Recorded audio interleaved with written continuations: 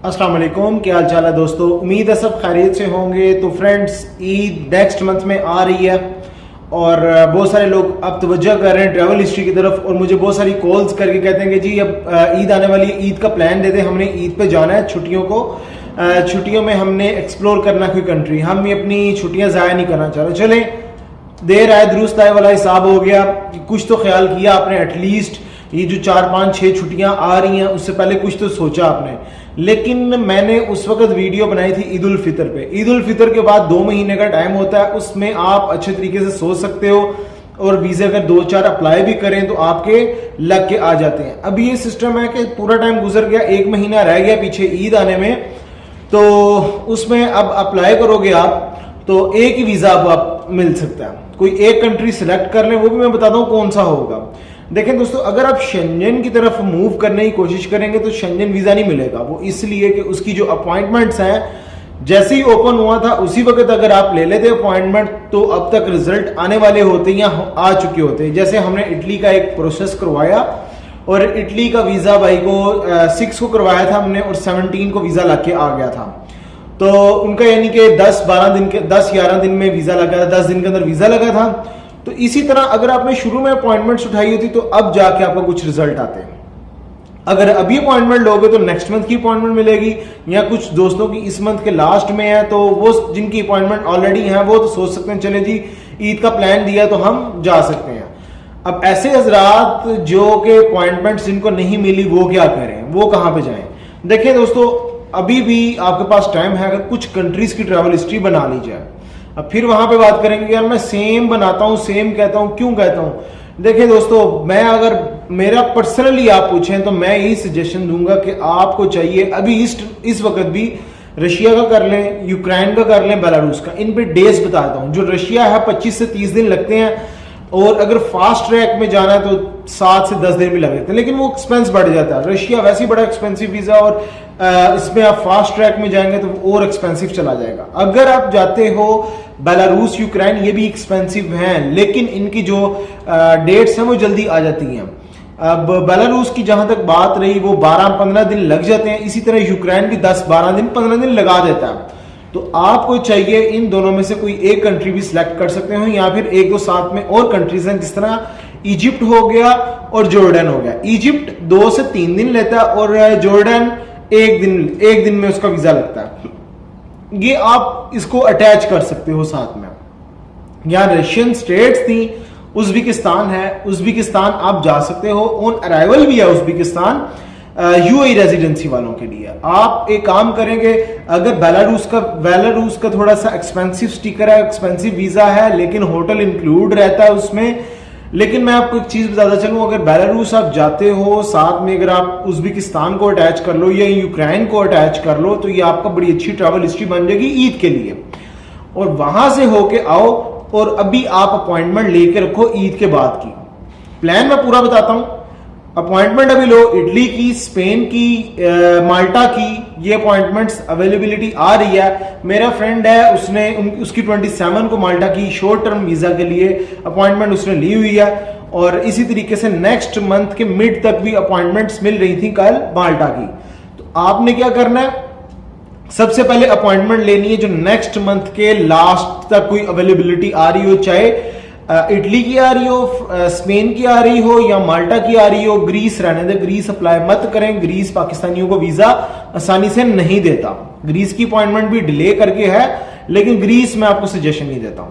अच्छा, अपॉइंटमेंट ले लेनी है नेक्स्ट मंथ के लास्ट की और अभी अप्लाई करना है वीजा। अगर आपकी ट्रैवल हिस्ट्री नहीं है, अगर थोड़ी बहुत ट्रैवल हिस्ट्री भी है तब भी आप बेलारूस, यूक्रेन को देखें। रशिया अगर जाना है तो वो फिर फास्ट ट्रैक भी है, नॉर्मल प्रोसेस भी है, वो मैंने आपको पहले जैसे बताया। उसके बाद आप इन दोनों में से कोई एक सिलेक्ट कर लें, दोनों कंट्रीज यहां से ट्रैवल करके आए। जैसे मैंने बताया कि 2-3 वीजा लगवा ले पासपोर्ट पे और लाइक इजिप्ट का हो गया, जॉर्डन हो गया, उसके बाद उज्बेकिस्तान चले जाए, यहां से ट्रैवल करके आए। ईद तकरीबन आपकी छुट्टियां मैक्सिमम नेक्स्ट मंथ के 25 तक खत्म हो जाएंगी, 23-25 तक। तो वहां से जैसे ही आप होके आएंगे तो नेक्स्ट आपकी अपॉइंटमेंट रेडी रहेगी। जैसे ही आपने आना है, अपॉइंटमेंट आपने उठानी है और फौरन अप्लाई कर देना। उसका आपको बेनिफिट क्या मिलेगा? बेनिफिट ये मिलेगा एक्स्ट्रा एडिशनल आपने जो ट्रैवल कर लिया वो आपकी फाइल में चला जाएगा। प्रोफाइल में जब जाएगा पता चलेगा यार ये बंदा पहले ही यूरोप कंट्री से निकल के आया हुआ, यूरोपियन इसने ट्रैवल पहले किया हुआ। अब यूरोप में बेलारूस भी है, यूक्रेन भी है। नो डाउट कि ये शेंजन का पार्ट नहीं, ईयू का पार्ट नहीं, लेकिन है तो शेंजन के साथ लग रहे हैं। अब शेंजन के साथ जो कंट्रीज हैं कौन कौन से हैं? बेलारूस के साथ 3 शेंजन कंट्रीज लगते हैं, पोलैंड, लैटविया और लिथुआनिया। आपको पता है बहुत सारे लोगों ने लैटविया के लिए भी अप्लाई किया और उसके बाद पोलैंड के लिए भी अप्लाई करते हैं। ये कंट्रीज जो मेजर इसके साथ है। फिर यूक्रेन के साथ पोलैंड वगैरह लगा हुआ, नॉर्वे, फिनलैंड, लैटविया, एस्टोनिया, ये 4 तो शेंजन ही लगे हुए हैं। 2 बाकी और यूरोपियन कंट्रीज हैं जिनमें यूक्रेन और बेलारूस है। ये कंट्रीज उसके साथ जुड़े हुए हैं, आप इसको भी देख सकते हो। नो डाउट एक्सपेंसिव वीजा है, लेकिन अगर आप यहां से एक बार ट्रेवल करके आ जाओ तो आपके नेक्स्ट शेंजन वीजा मिलने के चांस 80%, 90% इंक्रीज हो जाते हैं। आप इन कंट्रीज को अटैच करें, इन कंट्रीज को ट्रैवल करके आए और फिर नेक्स्ट आपने वही मैंने आपको जैसे बताया माल्टा, शेंजन में और कंट्रीज लाइक इटली हो गया, स्पेन हो गया, इनमें अप्लाई करें तो आपको वीजा मिलने के चांस है। अब यहां पे मैं एक चीज कंफर्म कर दूं, इटली दोस्तों डमी टिकट पे काम नहीं चलेगा। इटली का कंफर्म फ्लाइट लगानी पड़ेगी, रिजर्व नहीं, पे करने हैं पैसे, फिर आपको वो एलिजिबल होगे वीजा अप्लाई करने के लिए। तो इटली की जहां तक बात रही, आपको फ्लाइट का पहले कंफर्म करना पड़ेगा, पैसे पे करने पड़ेंगे, देन ही आप वीजा अप्लाई करें। और ये गारंटी नहीं होती कि आपको 100% ही वीजा मिल जाएगा अगर फ्लाइट कंफर्म करवा ली। ये सिर्फ मैं उसकी रिक्वायरमेंट बता रहा हूं। जहां तक स्पेन और माल्टा की बात है, सिर्फ रिजर्व पे काम चल जाएगा। बेशक ग्रीस है, रिजर्व पे काम चल जाएगा, कोई कंफर्म करवाने की जरूरत नहीं है। अच्छा, और बाकी जहां तक बात रही दूसरे कंट्रीज की, होपफुली के इस मंथ के लास्ट वरना नेक्स्ट मंथ के मिड तक या लास्ट तक बाकी शेंजन कंट्रीज भी ओपन हो जाएंगे। और उसके अलावा बहुत सारे एशियन कंट्रीज भी जिनके बारे में सुनने में आ रहा है कि ओपन हो रहे हैं, कुछ हो गए हैं। लाइक थाईलैंड की बात करूं, थाईलैंड ने ओपन किया अपना कंट्री, लेकिन 7 डेज का उन्होंने क्वारंटीन वगैरह रखा हुआ। तो अभी मैं किसी को रेकमेंड नहीं करता हूं कि एशिया में जाए। आपने अगर यूरोप जाना है तो यूरोपियन कंट्रीज को आपको अटैच करना चाहिए, उसमें देखना चाहिए। अच्छा, अब यहां पे मैं एक चीज बताता चलूं, मैं अगेन कॉल पे सारी बात नहीं होती दोस्तों। कॉल पे आप अगर मुझे कहोगे कि मुझे पूरा प्रोसेस कॉल के ऊपर बता दें तो ऐसा कभी नहीं होता। क्लाइंट्स बैठे होते हैं, कस्टमर्स होते हैं, उनको छोड़ के दूसरी कॉल्स तो आपको आधा घंटा, पौना घंटा एक बंदे को नहीं दे सकते। माइंड ना कीजिएगा, लेकिन बात 100% दुरुस्त है। किसी दिन आप आके खुद विजिट कर लें ऑफिस और जो भी बात है फेस टू फेस कर लें। जहां तक बात रही किसी ने बंदे ने दूसरी रियासत से आना है, किसी दूसरी स्टेट से आना है, कोई मैं आपको बता दूं कि कॉल पे छोटी सी बात करें, डॉक्यूमेंट्स कैरी करके लाएं, काम आपका हो जाएगा, अल्लाह खैर करेगा। लेकिन ऐसा मत करें कि आप जी कॉल पे ही सारी चीजें कंफर्म करवा रहे हो। फेस टू फेस जो बात हो सकती है वो कॉल पे नहीं हो सकती। बाकी टाइम का मैंने वही बात की, टाइम का ख्याल का। अगर बंदे ने कॉल काट दी है आपकी तो समझ जाए वो बिजी है। ऐसा नहीं कॉल कट गई फिर कॉल, कट गई फिर कॉल।